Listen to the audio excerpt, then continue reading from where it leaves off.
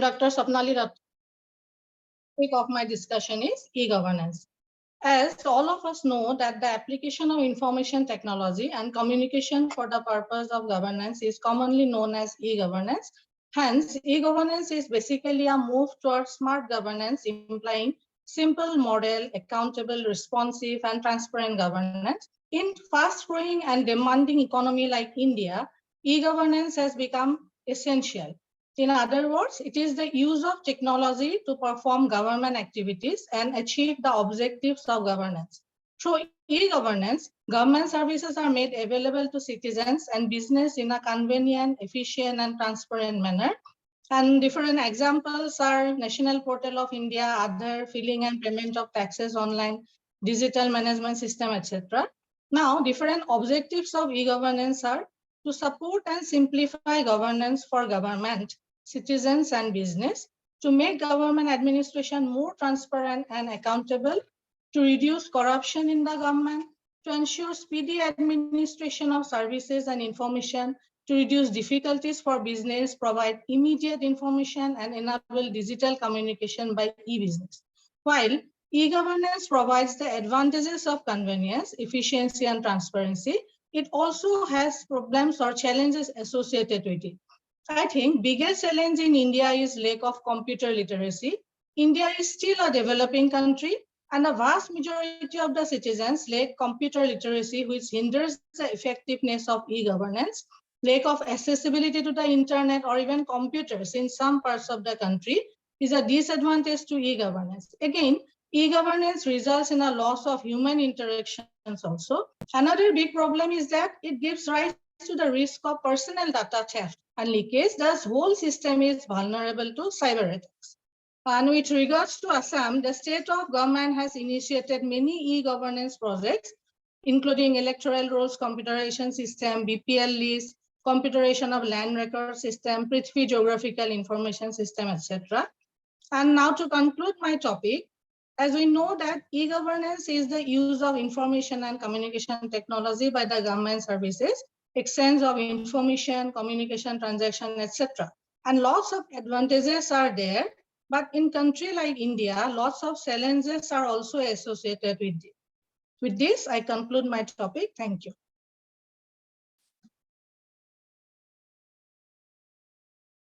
Hello? Hello? Yes, it is a nice presentation, Swapnali Datta. You are speaking regarding information technology and e-governance. It is very nice, Swapnali. I request Dr. Dipen Das to participate. Yes. Yes. Thank you, sir. Next participant is Dr. Midusmita Devi. I may request all the participants to present your presentation accordingly. Thank you.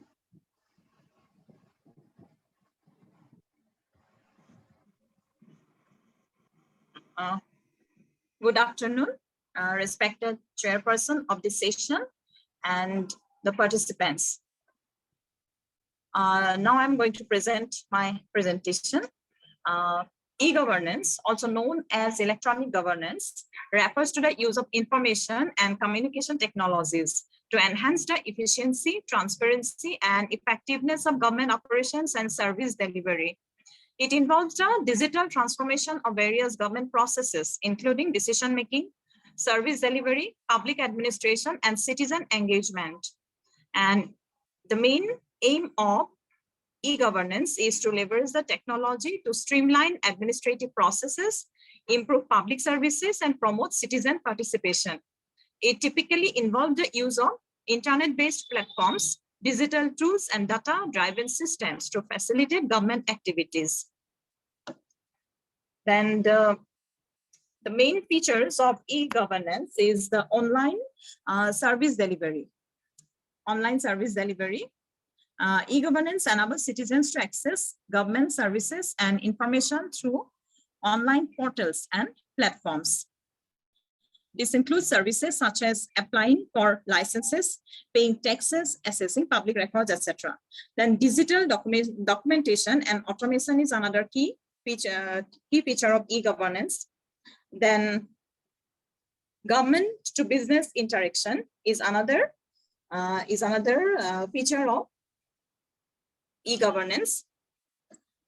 E-governance also aims to enhance the interaction between the government and business.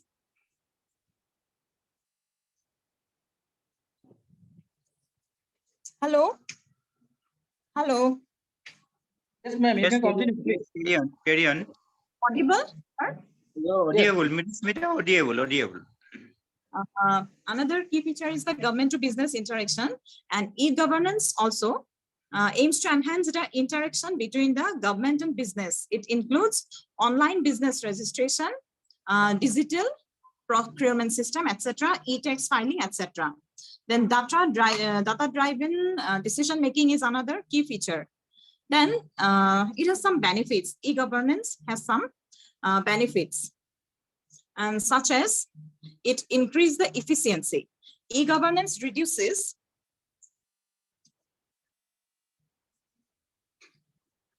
e-governance. It reduces the online service delivery. E-governance enables citizens to access government services and information through online portals and platforms. Then digital documentation and automation is another key features of e-governance. E-governance promotes the digitalization of government documents and records, reducing paperwork and enabling efficient storage. Then government to citizen interaction is another key feature. Then government to business interaction, that is, it aims to enhance the interaction between the government and business. It includes online business registration, digital procurement, etc. Then there are some benefits of e-governance, like increased efficiency.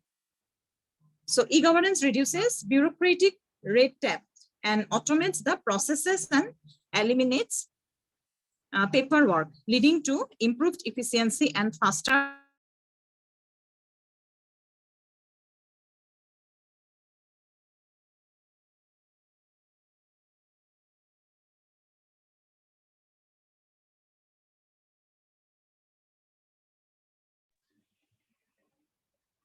Hello, hello. Yes, in some places it is not audible.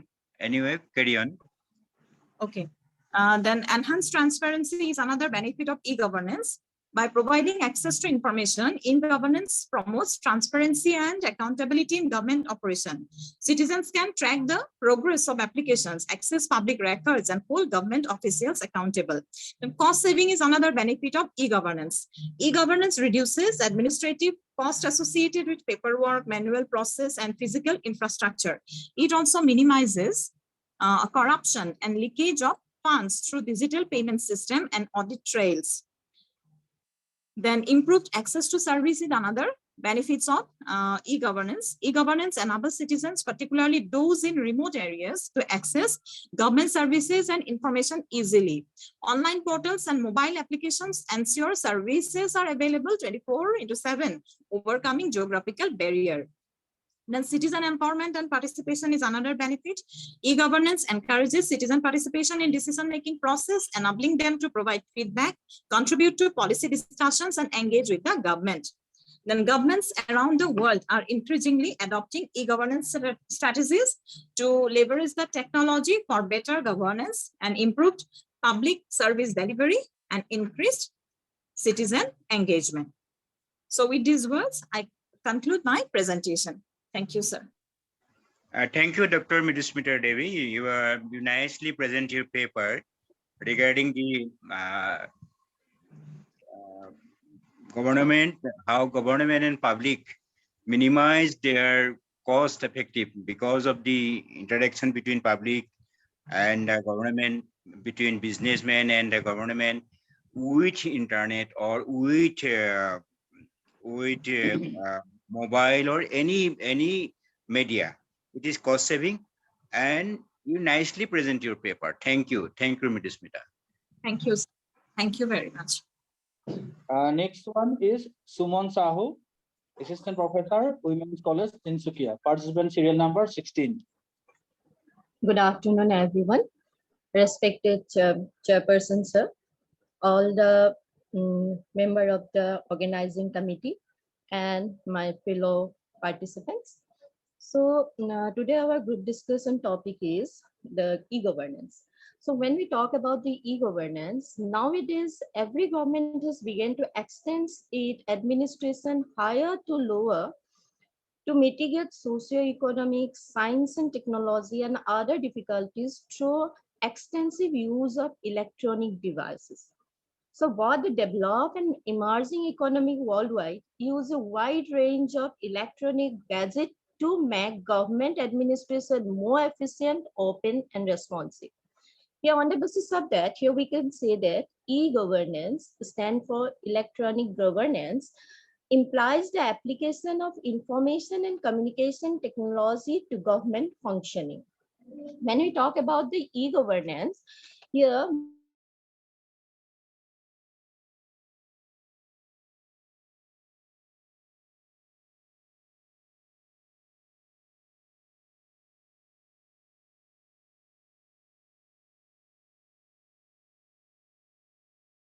by UNESCO define e-governance as a sector, use of information and communication technology to improve the information and service delivery, encourage citizens' participation in the decision-making process, and make government more accountable, transparent, and efficiency.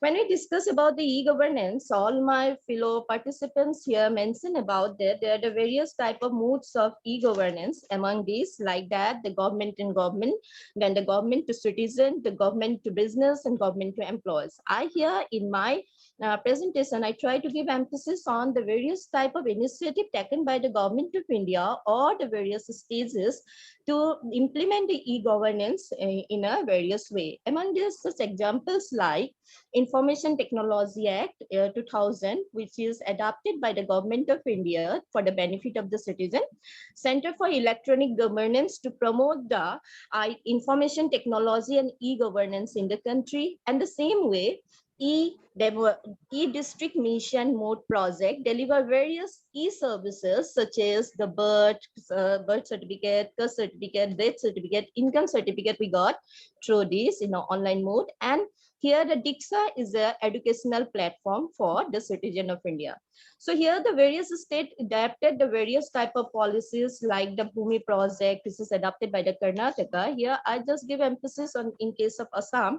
And here the mostly here the one of the important, I think, the steps this is taken by the government of Assam is the management of information system of rural development program.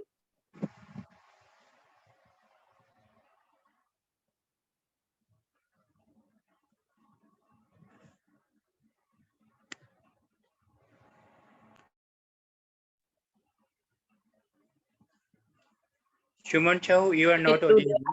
Yes. Hello, sir. Yes. Carry on. Carry on. Carry on. Okay, so here we can say that on the basis of that, it is helpful to know about the various programs, just like here the MG Narega, we got the every information related to the beneficiary through this online process. So here we can say that though this type of initiative is taken by the government of India, but it's have lots of limitations, like the poverty is one of the major hindrance, the urban rural difference here, this is a major hindrance here, illiteracy, unemployment is the basic problems here. So if we think that the e-governance should be properly implemented, that it is the necessity steps taken by the government to solve this type of problem at first, and then after these steps are properly implemented. So in this way, I try to conclude my presentation here. Thank you, sir. Thank you, Suman Sahu. You nicely present how e-governments help in receiving all the certificate like birth, date, and license. And your observation is very nice. Thank you one again. Thank you. Next, serial number 17. Name of the participant, Rituraj Bora. He is from Women's College, Tinsukia, Assam.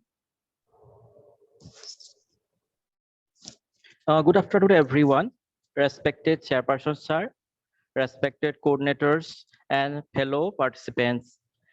Today's group discussion topic is e-governance. E-governance means electronic governance. It is a paradigm shift of the governance system. The use of information and communication technology in governance system, we can call that e-governance. This is a very important aspect of a system of governance.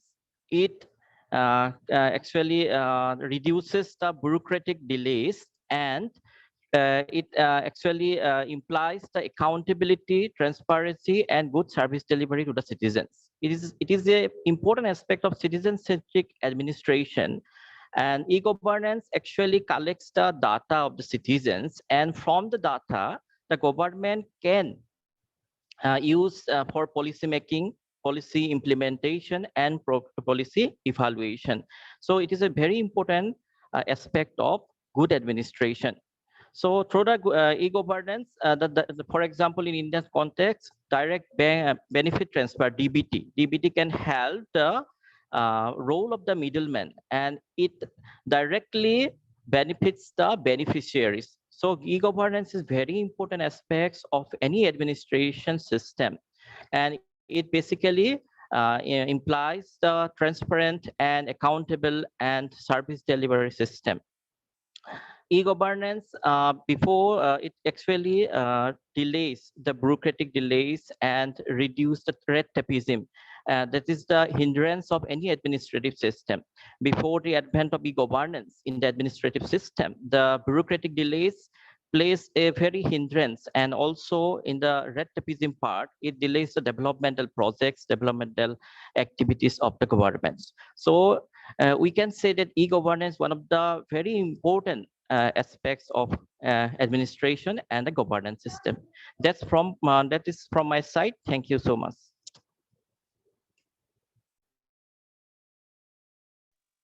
Thank you, Rituraj Bora. You nicely speak about the importance of e-governance in respect of accountability, transparency, awareness, and impartiality. Thank you once again, Rituraj. Thank you, sir. Now, may I request participant serial number 18, Samir Pegu, Assistant Professor from Jiathal College, Dhemaji. Over to Samir Pegu, sir. Thank you. Respected Chairperson, respected Organization Committee of the seminar workshop, myself, Samir Pegu, Department of Political Science, Jiathal College.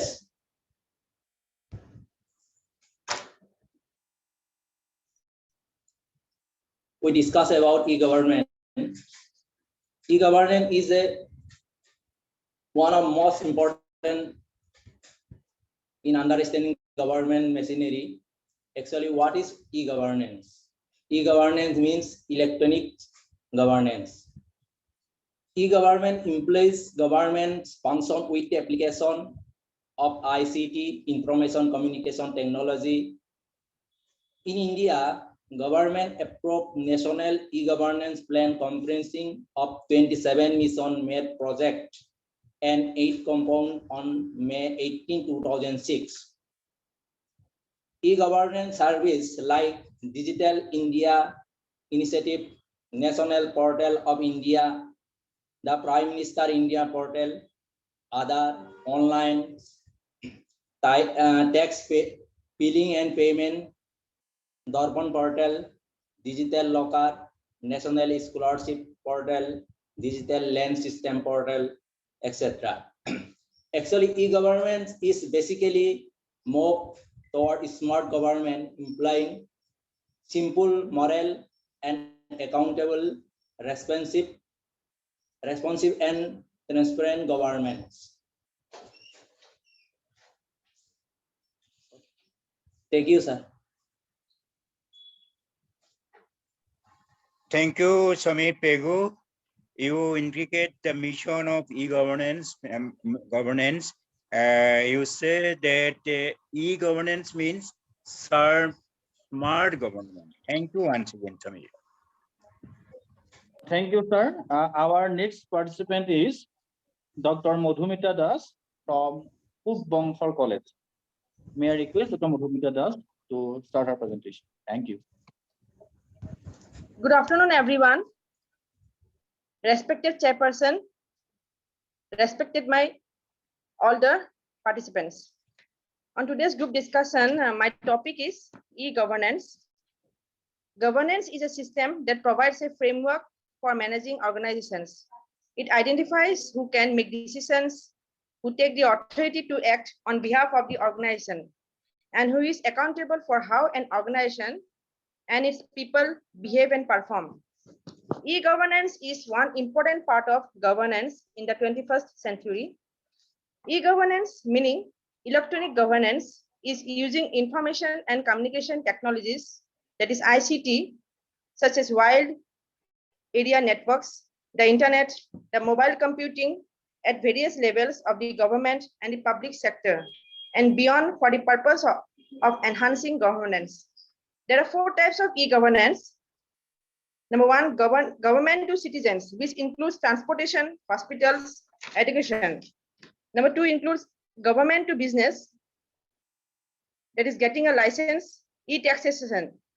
Number 3 includes government to employees. It includes e-learning methods, share of knowledge among employees. And number 4 includes government to government, which includes live fingerprints scanning, verification, electronic entry of reports, e-police, e-court, etc. The basic principle of e-government is citizen-centric and criteria-based citizen-centric e-government calls for an e-government which is focused on the citizens' needs and aspirations. The role of e-governance in India is that the Ministry of Electronics and Information Technology launched the Digital India program with a vision to transform India into a digitally empowered society and knowledge-based economy by ensuring digital access, digital inclusions, digital empowerment, and bridging the digital divide. E-governance in Assam also includes electoral rolls, BPL lists, passport computerized, land record system. These are certain e-governance in Assam. There are certain advantages and disadvantages of e-governance. The advantages of e-governance includes improves delivery and efficiency of government services, improves government interactions with business and industry, and so on. There are certain disadvantages of e-governance also: loss of interpersonal communication, high setup costs and technical difficulties, illiteracy are some of the disadvantages of e-governance.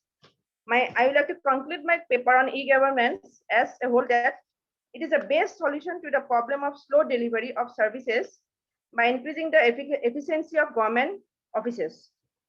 Thank you, sir. Thank you, Dr. Madhumita Das. You speak both merit and demerit of e-governance. Yes, in e-governance, there is live fingerprint method, e-police, etc., knowledge-based economy, and we solve the problem easily, like passport, land settlement, etc. So thank you very much, Dr. Madhumita Das. Thank you, sir. Thank you. Our next participant is serial number 20, Primika Hagzir from North Lakhimpur College, Autonomous, Assam. May I request her to present her presentation. Thank you.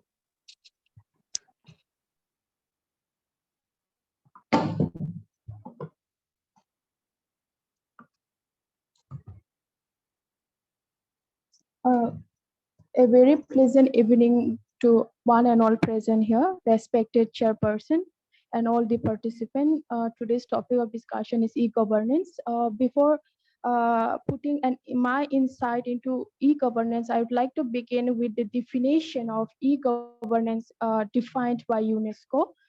E-governance is the public sector's use of the most innovative information and communication technologies like the internet in order to deliver citizens with improved services, reliable information, and greater knowledge in order to facilitate access to the governing process and encourage deeper participation. So UNESCO has given a comprehensive definition of what e-governance is, where e-governance, where E stands for electronic governance, in simple words refers to the use of ICTs in the functioning of government for a better, efficient, transparent, and effective government processes and services. Since the other participants has already discussed about the features and components of e-governance, I would like to focus more on its origin of e-governance in India. E-governance originated in India during the 1970s with a focus on in-house government applications in the areas of defense, economic, monitoring, planning, and deployment of ICT to manage data-intensive functions related to electrons, sensors, tax administration, etc. And some of the initial steps taken by the government for promoting e-governance is the establishment of Department of Electronics in 1970 and National Informatics Center NIC, which was established in 1977, which was launched.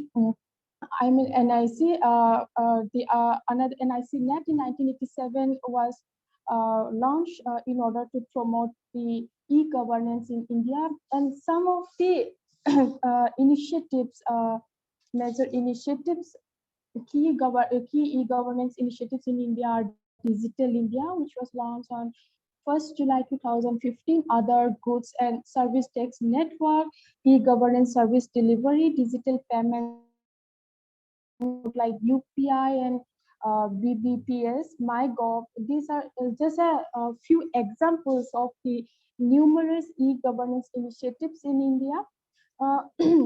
Despite the several initiatives adopted by the government, we can see that the e-governance in India does suffer from certain key challenges like digital divide, which is one of the major concerns, low digital literacy, privacy and data security, resistance to change, digital infrastructure, lack of continuous monitoring and evaluation of e-governance initiatives are some of the challenges of e-governance in India. So to sum up my discussion, I think the initiatives and measures to cope up with the challenges should think in order to successfully implement the initiatives. That's all. I'd like to thank all for being patient with my presentation. Thank you all. Thank you, Pramika Hasgale. You, by giving the definition of UNO regarding e-governance, you narrate the service rendered by the government with help of information and communication technology.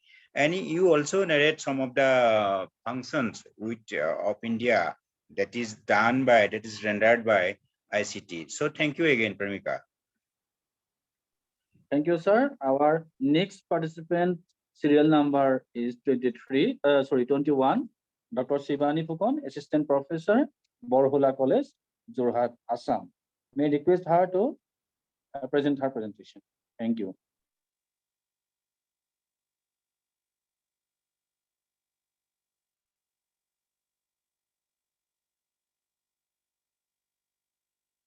Dr. Shivani Phukon, ma'am, are you present here?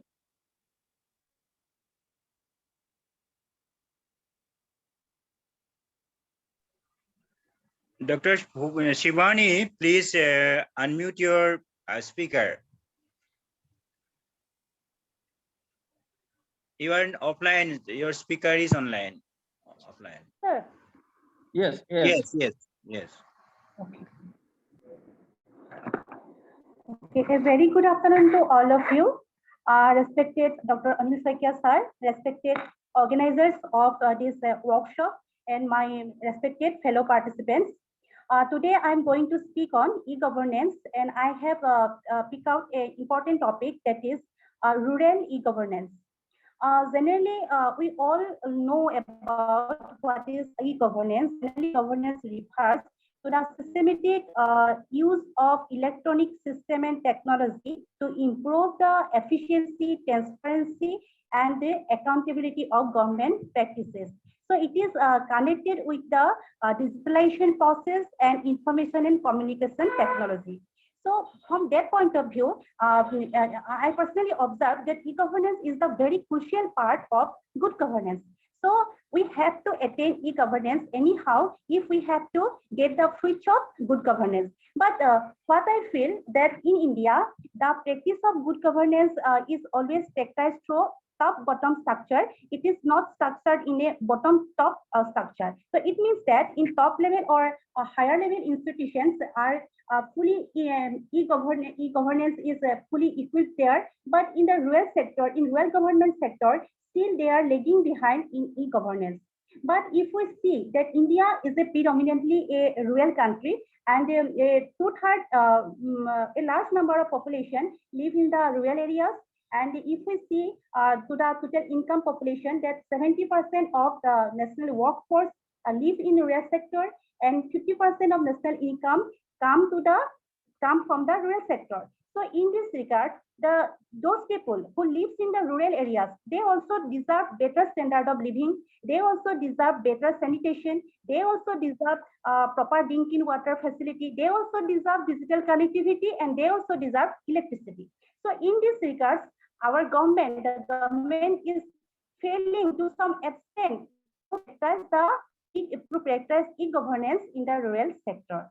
So I feel in rural sector, we have to apply e-governance in a very systematic way so that we can make the service delivery system in a very satisfied way. We know that generally in rural level institution, people complain that corruption is deeply rooted, and leaders, the panchayat leaders, the rural level institutions, they generally are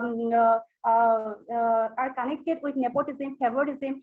This type of things are very common in rural level institutions.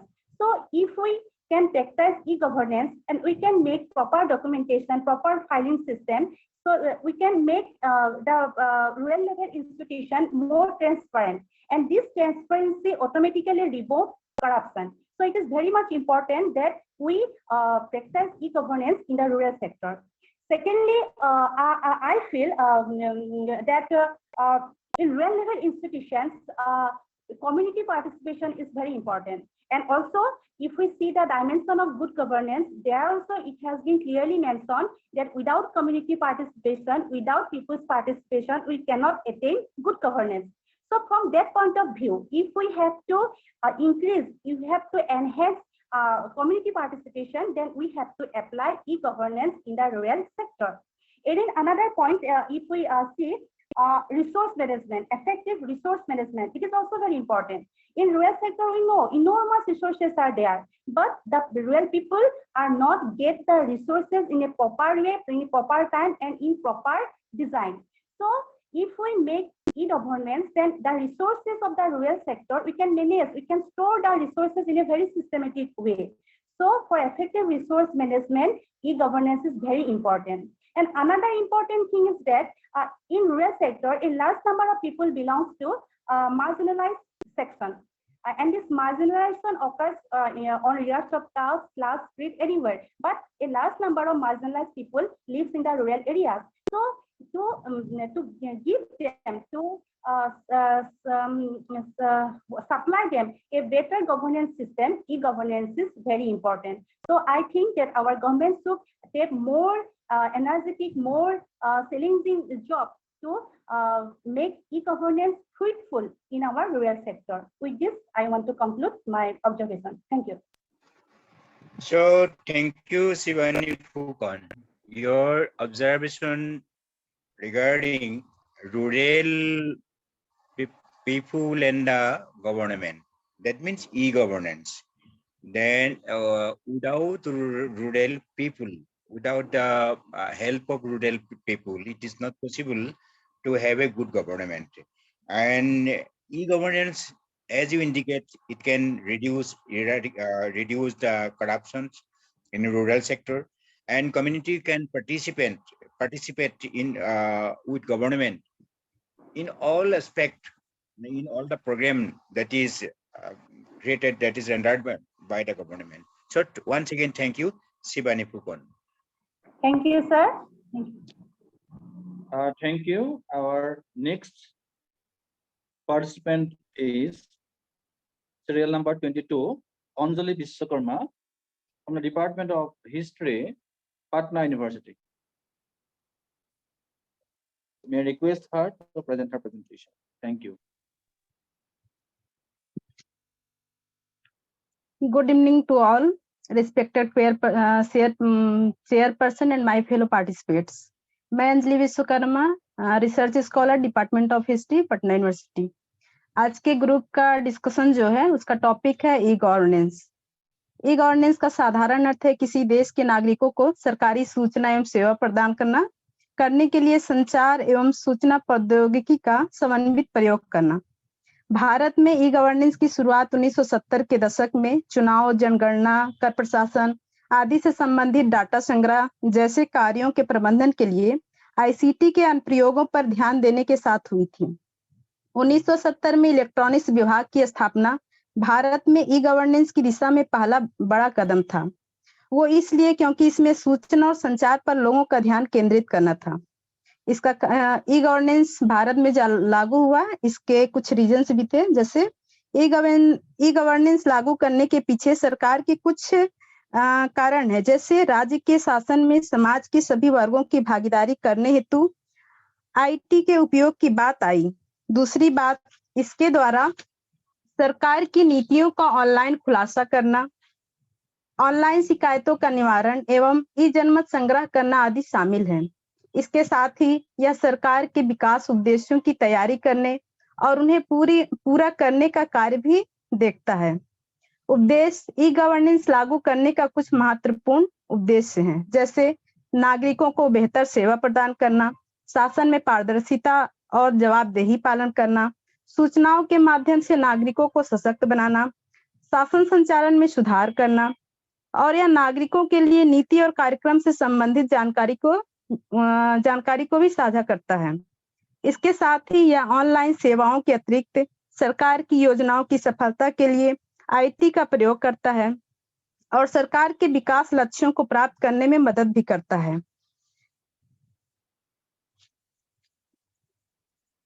E governance जहाँ ये आगे की तरफ बढ़ रहा है, वहीं इसमें कुछ कमियां भी देखी जाती हैं, जहाँ पे ये इसकी जो कमियां हैं, जैसे डिजिटल निरक्षरता। जैसा कि हम लोग जानते हैं, हमारा भारत जो है वो अभी भी बहुत सारे लोग अशिक्षित हैं, जो मतलब जिनको इनके बारे में डिजिटल जो ई गवर्नेंस है उसके बारे में जानकारी की कमी है उनके अंदर। और दूसरा है इंटरनेट की पहुंच का अभाव। देश के कई हिस्सों में इंटरनेट का अभाव भी ई गवर्नेंस की प्रभावशीलता को कमजोर करता है। निष्कर्षता के रूप में हम लोग कह सकते हैं कि इस तरह की कमियों के बावजूद भी यह एक अच्छा कदम है और आगे चलकर यह हमारे देश के शासन व्यवस्था के लिए बेहतर साबित होगा। इसी के साथ मैं अपनी बात समाप्त करती हूँ। Thank you. Thank you, Anjali Vishwakarma, Patna from Patna University.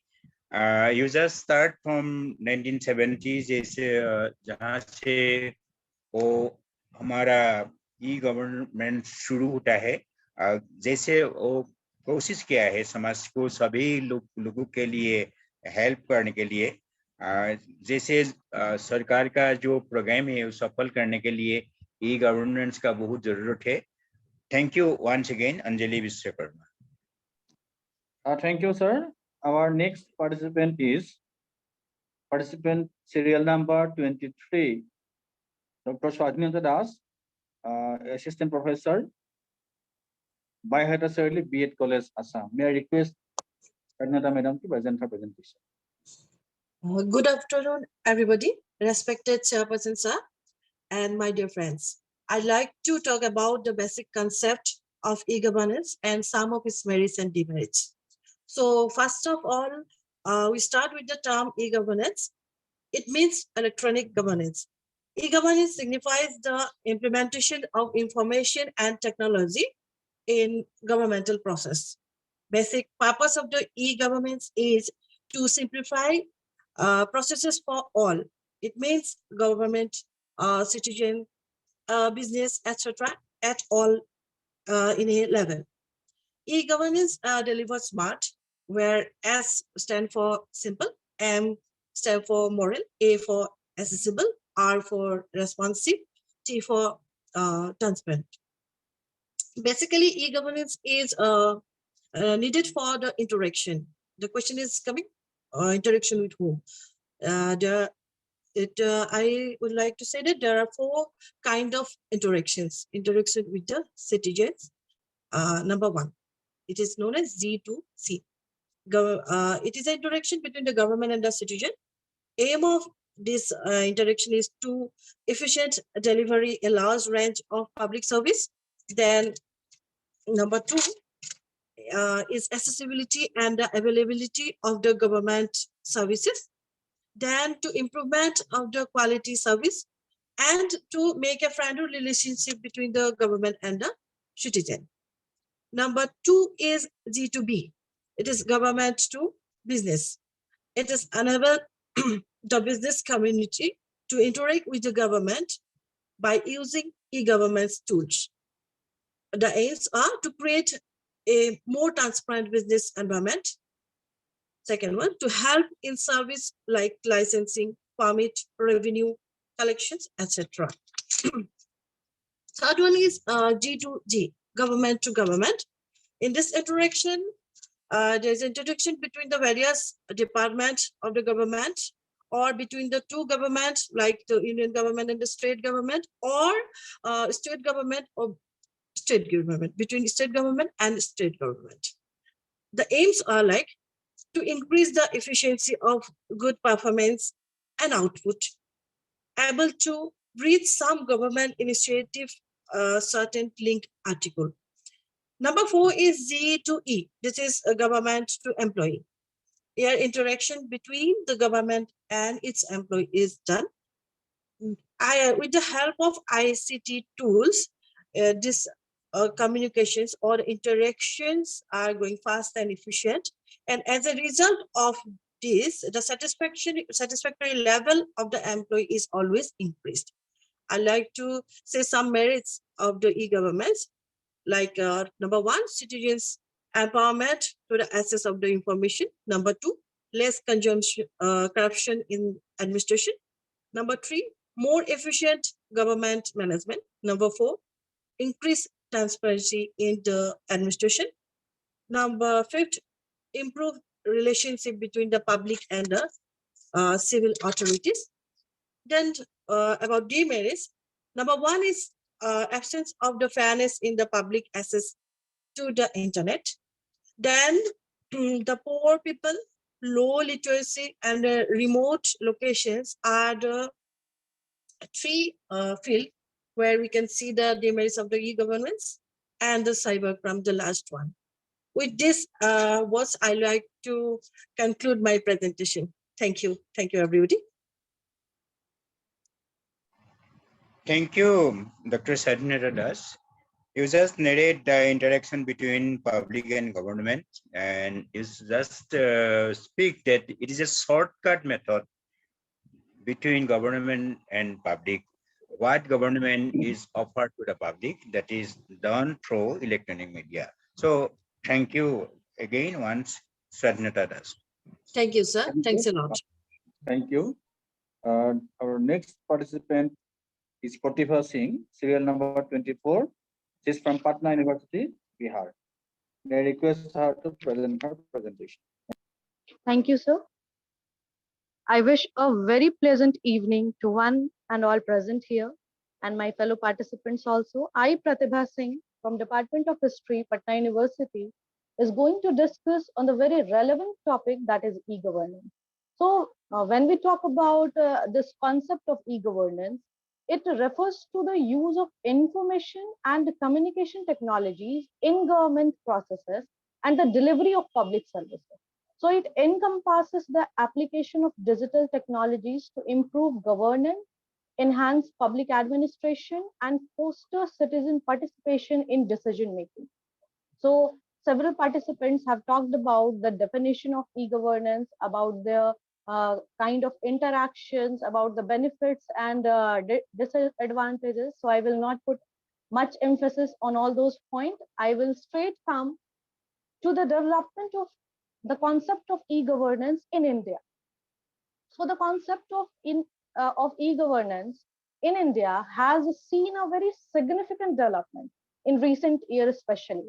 So, however, it is important to note that the seeds of e-governance were sown earlier with the launch of initiatives such as the National Satellite-Based Network in 1987 and the District Information System of the National Informatics Center program. And in the year 1998, a national task force on information technology and software development was also set up.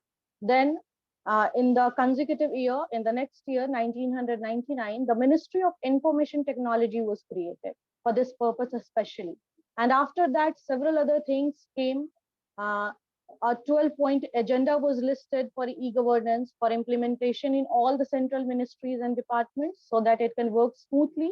And then after, an act which is known as the Information Technology Act. In the year 2000, it was enacted, but it was amended in the year 2008.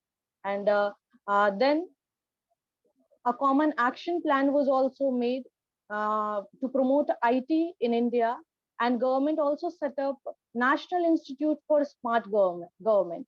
And then after, several state governments also, they launched e-governance projects, such as we can say that e-Seva, that is ongoing in Andhra Pradesh, and then after Bhumi in Karnataka, and so on. Several other states have implemented such kind of e-governance projects. And the major, you can say the major concept of e-governance, it got a boost up when the National E-Governance Plan was launched. It consisted of several mission mode projects and other support components. And then after, in the year 2012, the National Policy on Information Technology was adopted finally. So the Indian government has been at the forefront of driving radical digitalization efforts to promote economic inclusivity and drive social change. Initiatives such as Digital India, Make in India, and Skill India are aimed at leveraging technology and innovation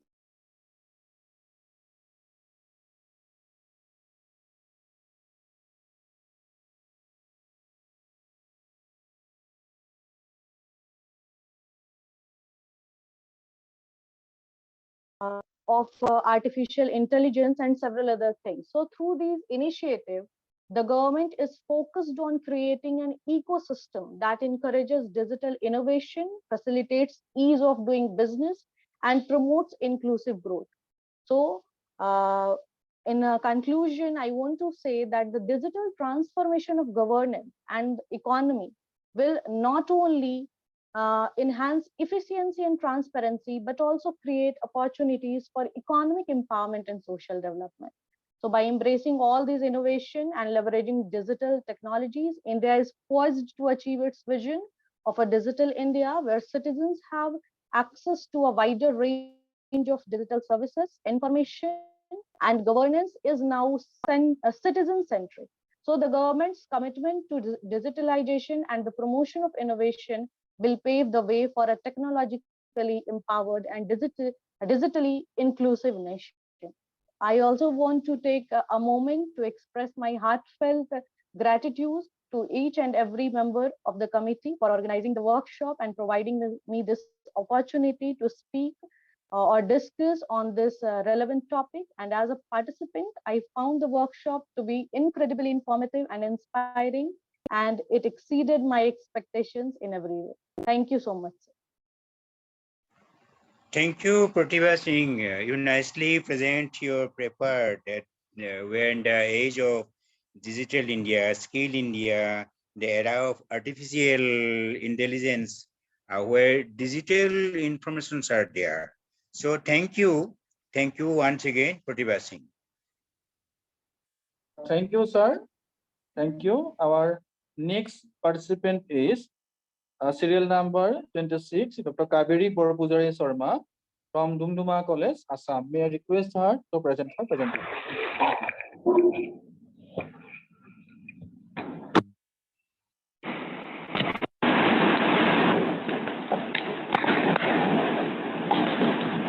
So good evening, one and all present here. Respected resource person, honorable organizers, and my dear esteemed fellow participants. So before going into details, or not in detail, in very brief, actually about the e-governance, I want to say something about what is governance. Governance is a process or a method through which the power of the government is exercised. So the e-governance is also an application of information and communication for technology for delivering governmental services. So as you know that today's era is a digital era, and without the information technology, we cannot do anything. Everywhere we find the use of information technology. So the basic objective of the e-governance or the implication of information and technology in governmental process or functions, just to provide a simple, ethical, and transparent services, and to promote good governance. So because most of the participants, my fellow participants, has already, they have discussed about the merits and the demerits of, the e-governance. I also want to add something about, merits and also certain challenges of e-governance. First of all, I want to say that the merits of e-governance, number one, that it saves time and cost. It really saves our times and cost, because, for example, I'm telling you that suppose if we in the previous days, in earlier days, when we go for the gas booking of, or to pay the electricity bill, etc., we have to stand in a queue for a long time. It's very, very hectic, and also it's very time consuming. That is why, because of the e-governance, it really saves our time, energy, and everything. And secondly, it is very efficient public service delivery. Thirdly, it's speedy way to do work. It strengthens the openness. That means it's very, very transparent, and it really reduces the corruption. And it also enhances the people's participation. So these are some of the merits I want to very briefly I have narrated. And now I also want to say some challenges which are also we find in the e-governance. Number one is that the privacy and security, because the people are actually very much worried about the security and privacy. For example, the internet transaction. And I can also say that suppose the people are also worried for the misuse of data. And secondly, the accessibility. Accessibility is also another big challenge of e-governance. So due to the inadequate, infrastructure facilities in the particularly rural areas, one of my esteemed fellow participants, he has already, raised very relevant points about the rural, e-governance, and he also said that the rural people are really, they are also part of our country. So if they are not accessible with the, because of the lack of, inadequate infrastructure, then definitely we cannot expect the, good result, a fruitful result from the e-governance. So that is also another challenge. And thirdly, the language barriers, or the, lack of the computer literacy. That is also another, challenge of, e-governance. because most of the people they feel hesitate to use the information technology audit. Go through the e-governance because of their lack of knowledge, language barrier, and also the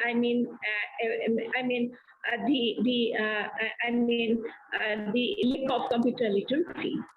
And next is, I want to say that awareness, lack of awareness. Lack of awareness is also another problem or challenge in the part of, e-governance, because most of the people, they are not aware what are the portals are available for the governmental services because of their lack of education, lack of, computer literacy and all.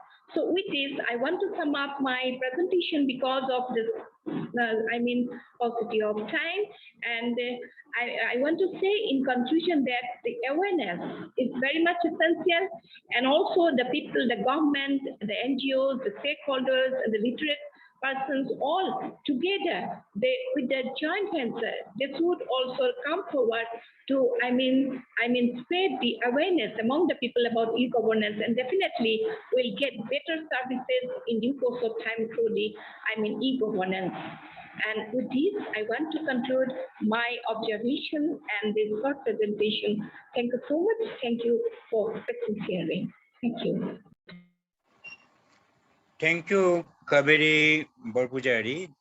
You nicely narrate that we are now in the era of digital India. Now we can spread our thoughts and ideas through this digital medium. And you also narrate how it spread the awareness of the public. So once again, thank you, Kaveri Borpujari. Thank you, sir. Our next participant is Sanjeev Sutia, Assistant Professor, Komarbandha College, Golaghat. Serial number is 27. May I him to present his presentation. Thank you.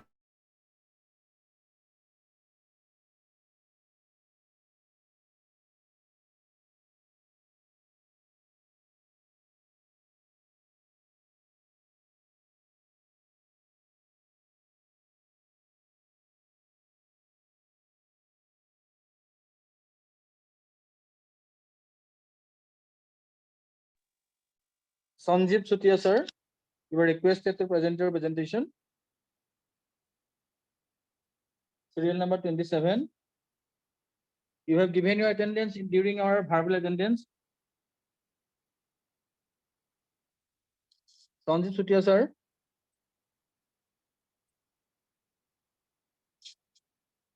Otherwise, your attendance will be counted as absent. Okay, sir, I think he's absent.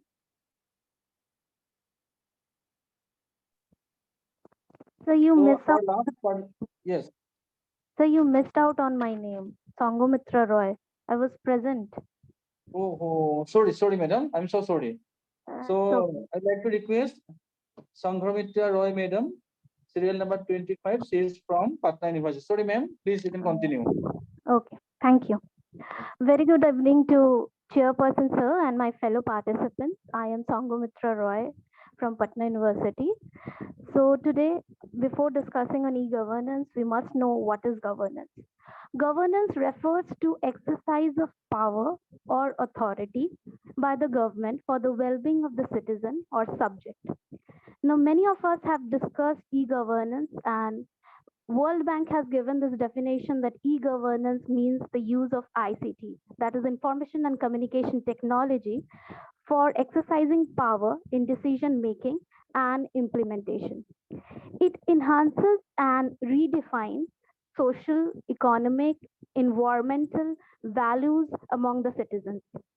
The use of ICT in governments facilitates government services, information transaction, communication exchange, and incorporation of diverse standalone systems and services.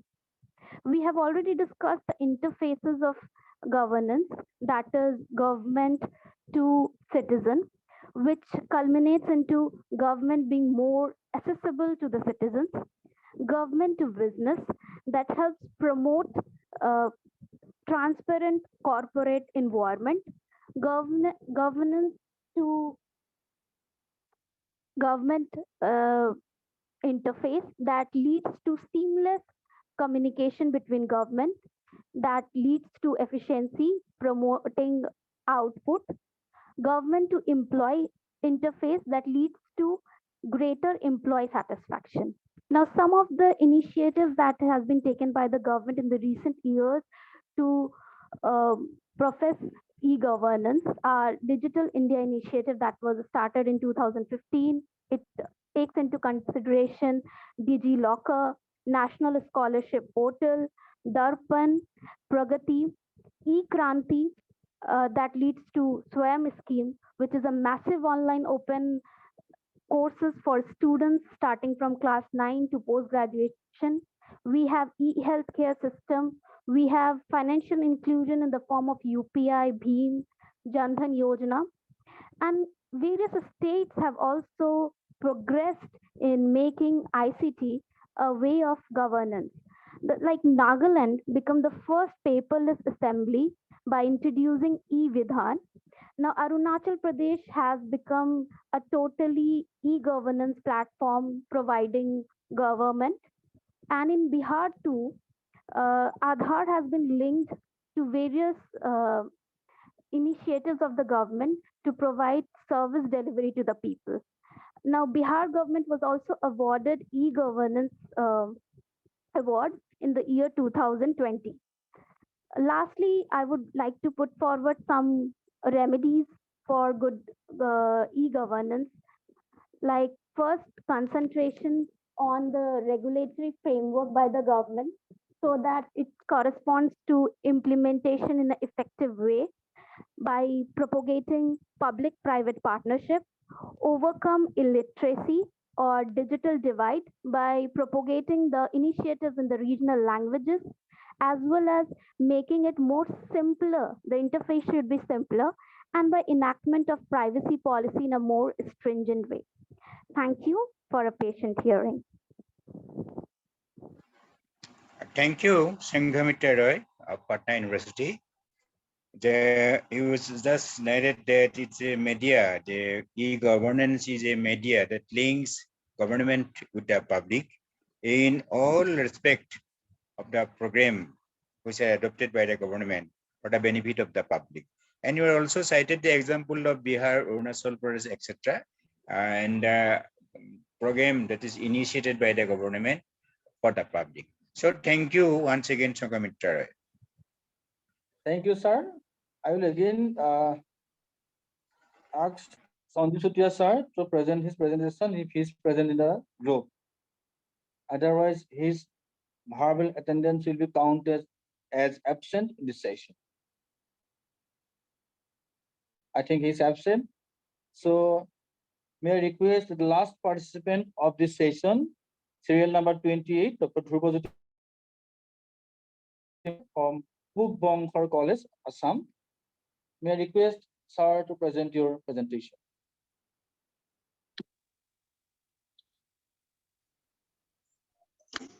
Am I audible, sir? Hello? You are audible? Yes, But yes. I think I am not visible because of certain problems, I think. But still, I am not invisible. So I am going to start my presentation, sir. Okay. Honorable Chair. Okay, sir. Honorable Chairperson, sir, Dr. Anil Saikia, sir, who is an eminent scholar of BU of Assam. At the same time, my dear participants and the delegates from organizing committee. After hearing about 14 or 13 participants on the topic of e-governance, I am going to narrate you or share with you a little bit about a topic from this domain, a sub-theme of this domain actually, which I have conceptualized as Digital Assam, a step towards e-governance. So on the domain of governance, Digital Assam is an initiative by the government of Assam to transform Assam into a digitally empowered social and knowledge hub. The initiative has been envisioned to work on the lines of Digital India, which is also a big and great domain in the field of e-governance of India. As a result, Digital Assam effectively works on the 9 pillars of Digital India. Digital India has 9 pillars, and which propose to promote growth and development in the entire states. Out of 9 pillars of Digital India, one major pillar is e-governance, which is our topic of group discussion today. Against the background of e-governance, Digital Assam tries to reform governance and administration through technology, which is discussed in our group discussion throughout. For better governance, Digital Assam aims to transform Assam by ensuring digital access, digital inclusion, digital empowerment, and bridging the digital divide and gaps. This program has reduced distance between government and citizens significantly in case of governance and development as well. So my fellow colleagues, my fellow participants has initiated some clues and some examples and some hints on their presentations also. Further, Digital Assam has also helped in delivery of services directly to the beneficiary in a transparent and corruption-free manner. So definitely, I hope this platform will initiate a lot in the domain of e-governance of Assam in coming years. Looking at the time span, I must add that I would like to actually add that I was one of the participants of the competition of Digital Assam logo competition. This is my emotional attachment to the Digital Assam platform. Thank you, and my discussion is over to you to have open discussion for you. Thank you, sir. Thank you, my colleagues. This is the time to have your discussion. Thank you. Thank you, Dhruv, that you just said that there are out of 9 pillars, this e-government is one of the important pillar. And you narrate all the aspect of e-governments. One against you, thank you, Dr. Dhruv. Thank you, sir. With this, our group discussion session is over. We, on behalf of our organizing committee, are very much thankful to Professor Anil Saikia, sir, for giving us your valuable time and presence in this session. I also offer our sincere thanks and gratitude to all the participants, those who have presented in this session, those who have attended this session to make this session a grand success. With this, it is declared that the session is over. Thank you all.